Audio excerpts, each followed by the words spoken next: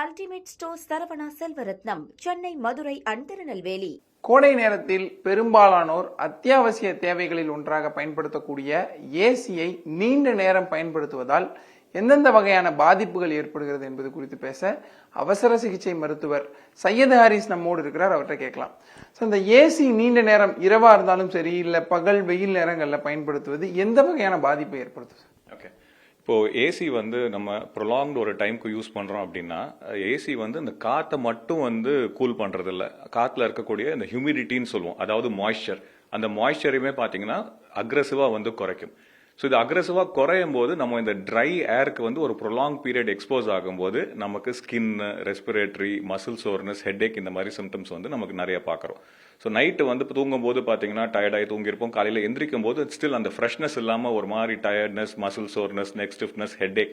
So இதெல்லாம் ஏன் வருது அப்படின்னு சொல்லும் போது, இந்த ஹியூமிடிட்டி நமக்கு வந்து ஏர்ல குறையும் போது இது வந்து நம்ம தொடர்ந்து அந்த ட்ரை ஏர் நம்ம ஸ்கின்க்கு எக்ஸ்போஸ் ஃபர்ஸ்ட் ஸ்கின் பத்தி பேசணும் அப்படின்னா, ஸ்கின்னுக்கு எக்ஸ்போஸ் ஆகிட்டே இருக்கும்போது நம்ம ஸ்கின்ல இருக்கக்கூடிய மாய்ஸ்சர், அந்த சப்பிள்னஸ் நமக்கு மெயின்டைன் ஆகணும்னா நம்ம சுத்தி இருக்கக்கூடிய காத்துலயும் வந்து அந்த ஹியூமிடிட்டி இருந்தால் தான் இது மெயின்டைன் ஆகும். ஸோ அந்த ட்ரை ஏருக்கு தொடர்ந்து நம்ம எக்ஸ்போஸ் ஆகிறோம்னா ஃபர்ஸ்ட் நமக்கு என்ன பார்க்குறோம் அப்படின்னா ட்ரை ஸ்கின். காலையில் எந்திரிக்கும் போது பார்த்தீங்கன்னா ஸ்கின் எல்லாம் ஒரு மாதிரி ட்ரையா இருக்கும், ஒரு மாதிரி இச்சிங் சென்சேஷன் இருக்கும். ஸோ இது வந்து ரொம்ப காமனாக இருக்கக்கூடிய சிம்டம். ரெண்டாவது காமனாக இருக்கக்கூடிய சிம்டம் நம்ம தொண்டையில், அதாவது த்ரோட் எல்லாம் பார்த்தீங்கன்னா ரொம்ப ஒரு மாதிரி ட்ரையாக ஃபீல் ஆகும். ரொம்ப நேரம் இந்த ஏசியில் ஒரு 6-7 hours எக்ஸ்போஸ் ஆகும்போது நம்ம த்ரோட் எல்லாம் ட்ரை ஆகும். This is because of dehydration. நம்ம உடம்புல இருக்கக்கூடிய நீர்ச்சத்து நம்ம குறையும் போது, ஏன்னா நம்ம உடம்பு வந்து நம்ம ஸ்கின்ல இருந்து லாஸ் ஆகக்கூடிய இந்த நீர்ச்சத்தை வந்து காம்பன்சேட் பண்ண ட்ரை பண்ணுது. ஸோ இதனால நமக்கு டீஹைட்ரேஷன் ஆகி நமக்கு இந்த சோர் த்ரோட்னஸ், ட்ரை த்ரோட் அந்த மாதிரி ஃபீல் பண்ணுறோம். டீஹைட்ரேஷன் இதே அதிகமாகும் போது தலைவலி, தொடர்ந்து காஃப், ரெஸ்பிரேட்டரி நமக்கு இன்ஃபெக்ஷன்ஸ், அந்த மாதிரி கன்ஜெஷன் நம்ம ஃபீல் பண்றது, சைனஸ் பிரச்சனைகள் இருக்கிறவங்களுக்கு அந்த மூக்கடைப்பு, இந்த மாதிரி சிம்டம்ஸ் வந்து காமனாக பார்க்குறோம்.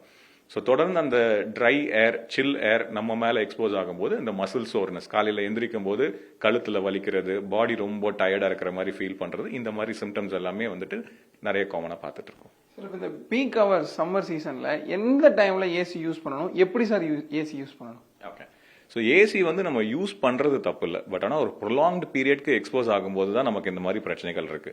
ஸோ ப்ரொலாங்டு பீரியட் எப்படியும் நம்ம ஏசி யூஸ் பண்ணி தான் ஆகணும். இப்போ இருக்கக்கூடிய டெம்பரேச்சர் பார்த்தீங்கன்னா ரொம்ப ஹை, 40 டிகிரி 42 டிகிரி அப்படின்னு பார்க்கும்போது, ஸோ அதுவே வந்து நமக்கு டீஹைட்ரேஷன் இந்த மாதிரி பிரச்சனைகள் வருது. ஸோ அதுலேருந்து நம்ம தப்பிக்கிறதுக்காக தான் நம்ம ஏசி யூஸ் பண்ணுறோம். ஸோ அந்த மாதிரி ஒரு ப்ரொலாங் பீரியட் ஆஃப் ஏசி இப்போ ஆஃபீஸ்லையோ இல்லை வீட்லையோ நம்ம யூஸ் பண்ணுறோம் அப்படின்னா, வீட்டில் ஒரு ஹியூமிடிஃபையர் டெடிகேட்டடாக வந்து வைக்க முடியும் அப்படின்னா நல்லது. அது என்ன பண்ணும் அப்படின்னா, நம்ம காற்றுல இருக்கக்கூடிய மாய்ஸ்சரை வந்து இம்ப்ரூவ் பண்ணும். ஸோ இந்த சிம்டம்ஸ் எல்லாமே வந்து பார்த்தீங்கன்னா ஆட்டோமேட்டிக்காக உங்களுக்கு அவாய்ட் ஆயிரும். ஒன்று இல்லை, எனக்கு ஹியூமிடிஃபையர் இல்லை, நான் வேற என்ன பண்ணலாம் அப்படின்னு கேட்டிங்கன்னா, ஒரு நல்ல ஒரு வைடாக இருக்கக்கூடிய ஒரு பவுலில் வாட்டர் ஃபில் பண்ணி நீங்கள் அந்த ரூமில் வச்சிங்கனாலே மெஜாரிட்டி ஆஃப் த சிம்டம்ஸ் அதுவே வந்து உங்களுக்கு டேக் கேர் ஆகிடும். அந்த வாட்டர் வந்து உங்களுக்கு ஏரை ஹியூமிடிஃபை பண்ணிக்கும், உங்களுடைய இந்த சிம்டம்ஸ் எல்லாமே சரியாயிடும். பட் முடிஞ்ச வரைக்கும் இந்த மாதிரி ஒரு ப்ரொலாங்டு எக்ஸ்போஜரை வந்து அவாய்ட் பண்ணிக்கிறது நல்லது. 2 to 4 hours அப்படிங்கிறது எந்தவித ஒரு சைட் எஃபெக்ட்ஸும் காஸ்ட் பண்ணாது.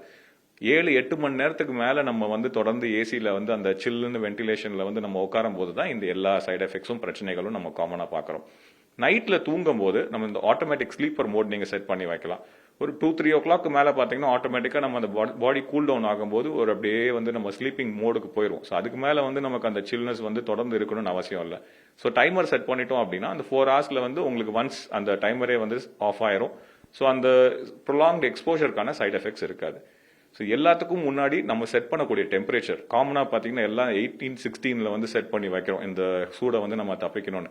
ஸோ அது 18-16 வைக்கும்போது எந்த அளவுக்கு ஏர் கூல் ஆகுதோ அந்த அளவுக்கு ஃபாஸ்ட்டாக வந்து அந்த ஹியூமிடிஃபிகேஷனும் அது குறையுது. ஸோ நம்ம பாடிக்கு கம்ஃபர்டபுளான டெம்பரேச்சர் 24 to 26 டிகிரி செல்சியஸ் வந்து நம்ம மெயின்டைன் பண்ணாலே போதும். ஸோ 24 to 26 நீங்கள் ஏசி யூஸ் பண்ணுற வரைக்கும் மேக்ஸிமம் இந்த மாதிரி உங்களுக்கு சைட் எஃபெக்ட்ஸோ இல்லை எந்த காம்ப்ளிகேஷன்ஸுமே வந்து பார்த்தீங்கன்னா வராது. இப்போ ஆஃபீஸில் இண்டோரில் 6 to 8 hours ஒர்க் பண்ணுறாங்க, கம்பல்சரி ஏசியில் இருக்கிற மாதிரியான ஒரு சுச்சுவேஷன் இருக்குது, அப்படிங்கிறவங்க என்ன சார் பண்ணலாம்? தொடர்ந்து இந்த மாதிரி ஆஃபீஸில் 6 to 8 hours ஒர்க் பண்ணுறவங்க முடிஞ்ச வரைக்கும் அட்லீஸ்ட் ஒரு 3 or 4 hours ஒரு தடவை எந்திரிச்சு வெளியில் வந்து எக்ஸ்போஷர் போயிட்டு வர்றது நல்லது. முடிஞ்சா ஆஃபீஸில் உங்களுக்கு வந்து விண்டோஸ், டோர்ஸ் இருக்கு அப்படின்னா அதை வந்து ஓப்பன் ஆவீங்க. ஏன்னா ஏசி வந்து தொடர்ந்து ஓடும் போது என்ன ஆகுது அப்படின்னா அந்த ரூம்குள்ளேயே இருக்கிற காற்று தான் உங்களுக்கு சர்க்குலேட் ஆகிட்டு இருக்கு. ஸோ தொடர்ந்து அங்கே இருக்கக்கூடிய டஸ்ட்டு, அலர்ஜன்ஸ், இல்லை வேற வைரஸஸ் யாருக்காவது காஃப் பண்ணிட்டு இருந்தாங்கன்னா அந்த ரூம்ல வைரஸ் வரும்போது அந்த வைரஸ், பாக்டீரியா, ஸோ இது சர்க்குலேட் ஆகிட்டே இருக்கும்போது அந்த ரூம்ல இருக்க எல்லாருக்குமே வந்து அது அஃபெக்ட் ஆகக்கூடிய வாய்ப்புகள் ஜாஸ்தி. So at least once in few hours Windows எல்லாமே கொஞ்சம் விண்டோஸ் டோர்ஸ் எல்லாமே ஓப்பன் பண்ணி வச்சு கொஞ்சம் ஏரை வென்டிலேட் பண்ணுறது இட் இஸ் ஆல்வேஸ் சேஃப்.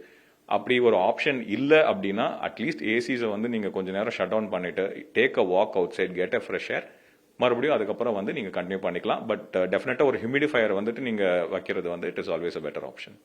உடல் பாதிப்புகள் அப்படிங்கிறது மேஜரா என்ன சார் ஏற்படும்? உடல் பாதிப்பு அப்படின்னு சொல்லும்போது நான் உங்களை இனிஷியலி சொன்ன மாதிரி ரெண்டு விஷயங்கள், ஒன்று மைனர் சிம்டம்ஸ், இன்னொன்று மேஜர் சிம்டம்ஸ். மைனர் சிம்டம் காலையில் எந்திரிக்கும் போது டயர்டாக இருக்கிறது, டீஹைட்ரேஷன் இருக்கிறது, இந்த மசில் சோர்னஸ், மசில் எல்லாமே ஒரு மாதிரி வீக்காக ஃபீல் பண்ணுறது, இது எல்லாமே மைனர் சிம்டம்ஸ் வந்துடும். ஸோ மேஜர் சிம்டம்ஸ் அப்படின்னா நம்மளுடைய ரெஸ்பிரேட்டரி ட்ராக், அதாவது மூச்சுக்குழாயில் நமக்கு ஏற்படக்கூடிய விஷயங்கள் தான் வந்து மேஜர் சிம்டம்ஸாக பார்க்குறோம். ஆஸ்துமா அந்த மாதிரி ரிஸ்க் ஃபேக்டர்ஸ் இருக்கிறவங்களுக்கு ஆஸ்துமா வந்து அதிகமாகக்கூடிய வாய்ப்புகள் ஜாஸ்தி. சைனசைட்டிஸ் ப்ராப்ளம் இருக்கிறவங்களுக்கு அந்த சைனசைட்டிஸ் இஷ்யூஸ், கன்ஜஷன்ஸ் அதெல்லாம் வந்து அதிகமாகக்கூடிய வாய்ப்புகள் ஜாஸ்தி. ஏன் அப்படின்னு பார்த்தோம்னா நம்ம ரெஸ்பிரேட்டரி ட்ராக்டை வந்து நமக்கு ப்ரொடெக்ட் பண்ணுறதே இந்த ஒரு மியூக்கஸ் லேயர்னு சொல்லுவோம். ஸோ அதுதான் வந்து நமக்கு வந்து ப்ரொடெக்ட் பண்ணுது. ஸோ தொடர்ந்து இந்த ட்ரை ஏர் நம்ம எக்ஸ்போஸ் ஆகிட்டே இருக்கும்போது அந்த மியூக்கஸ் லேயரும் பார்த்தீங்கன்னா அப்படியே ட்ரை ஆக ஆரம்பிச்சிடும். ஸோ நம்ம பாடியோடைய அந்த டிஃபென்ஸ் மெக்கானிசமே பார்த்தீங்கன்னா உங்களுக்கு அதில் வந்து அஃபெக்ட் ஆயிருது.